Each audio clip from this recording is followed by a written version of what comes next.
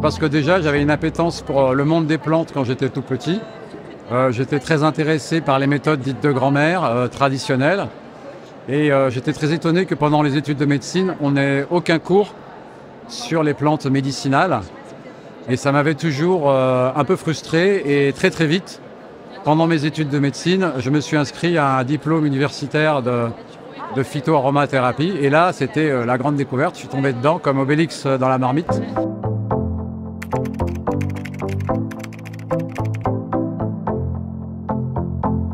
Le monde des plantes médicinales, c'est celle déjà qui sous-tend toutes les molécules de synthèse, puisqu'il y a environ 70-80% des médicaments qui sont fabriqués à base de plantes. Et donc, on se rend compte aussi qu'il y a plein d'anciens traitements qui, à la lumière des nouvelles découvertes, en fait, étaient posés sur des bases scientifiques relativement importantes. Donc, de l'empirisme des populaires, vous faites rejoindre les découvertes scientifiques et vous avez des allégations, en tout cas des informations qui se vérifient. Au passage, ça nous a permis aussi d'éliminer des plantes un peu toxiques. Nous avions un savoir oublié qui a été revu aux lumières de la science et qui permet, en plus des traitements conventionnels, c'est pas à la place, en plus des traitements conventionnels, d'apporter quelque chose de satisfaisant à tous nos patients.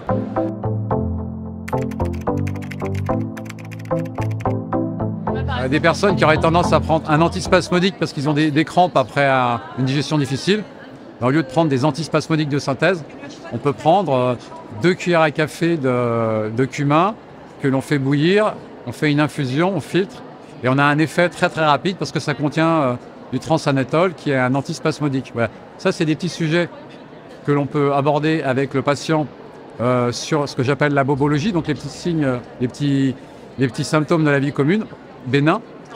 Et après, on peut aussi aider avec ce type de conseils des personnes qui sont déjà dans une pathologie chronique pour adoucir, alléger parfois les effets secondaires des médicaments, mais aussi parfois la pathologie qui est plus ou moins tempérée par des médicaments conventionnels.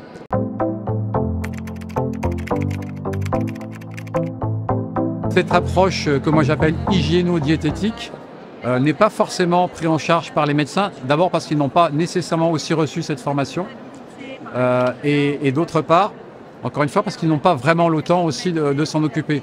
Donc c'est pour ça qu'un naturopathe bien formé sur ces sujets peut être un interlocuteur privilégié pour, encore une fois, travailler la main dans la main et offrir le meilleur au patient au niveau de son mode de vie. Et on sait que maintenant, toutes les études montrent que quand on améliore le mode de vie du patient, eh bien c'est de l'épigénétique. On va avoir un effet santé formidable, à la fois en termes de santé cardiovasculaire, à la fois en termes de santé neuro-émotionnelle, à la fois en termes de santé digestive, et que quand on améliore tout cela, eh bien le patient s'y retrouve et est très content.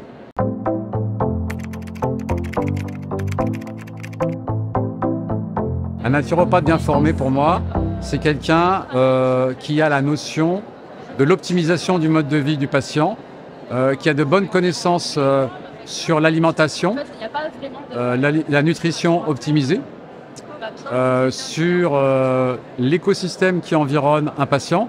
Alors ça va du téléphone portable jusqu'à comment il se déplace, est-ce qu'il est exposé à des pesticides ou pas, quelle eau il boit. Donc c'est un champ qui est relativement large et force est de constater que dans les enseignements de naturopathie bien faits, j'insiste, nous avons des personnes qui sont à même d'apporter une complémentarité à la médecine conventionnelle, qui peuvent tout à fait travailler la main dans la main, et ce serait dommage de s'en priver.